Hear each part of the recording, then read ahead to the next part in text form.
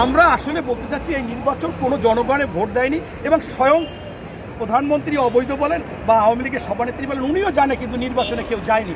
এটা কিন্তু ওনাদের মধ্যে মধ্যে এগুলো প্রচার হচ্ছে। তাই আমি মনে করি যে এই সংসদ কোনো বৈধতা নাই। আমরা এটা বলতে চাচ্ছি যে আপনারা পদত্যাগ করেন এবং একটা নির্দলীয় সরকারের অধীনে নির্বাচন দেন। এটাই আমাদের মূল কথা, জনগণের কথা। জনগণ ভোট দিতে চায়, তাদের গণতন্ত্র চায়, ভোট অধিকার চায়। এটা আমার কথা না, এটা প্রত্যেকটা জনগণ। আপনি দেখেছেন যে কত বড় প্রতারক নির্বাচনের আগে জোর করে সকল গোস্তের দোকানে মাংস করেছিল 500, 550, 590 টাকা। সেইখানে নির্বাচনের পরের দিনই 750 টাকা, 800 টাকা, 850 টাকা।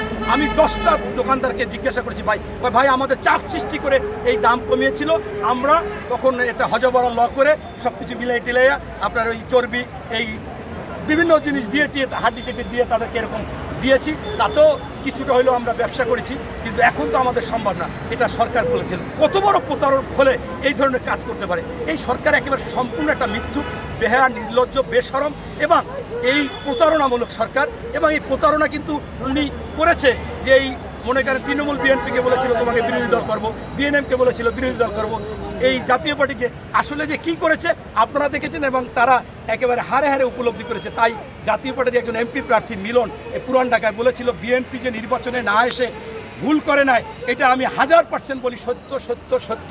আমরা গাধার মতো নির্বাচনে যাই ভুল করেছি এবং এই শেখ হাসিনার অধীনে কখনো সুষ্ঠু নির্বাচন হতে পারে না। এবং অনেক যারা রিক্সা চালক ভাই বলেন, হকার ভাই বলেন, তারা বলে যে এই নির্বাচনে শেখ হাসিনার অধীনে নির্বাচনে যাওয়া আর জেনে শুনে চলন্ত ট্রাকের নিচে মাথা দিয়ে আত্মহত্যা করার শামিল। ধন্যবাদ।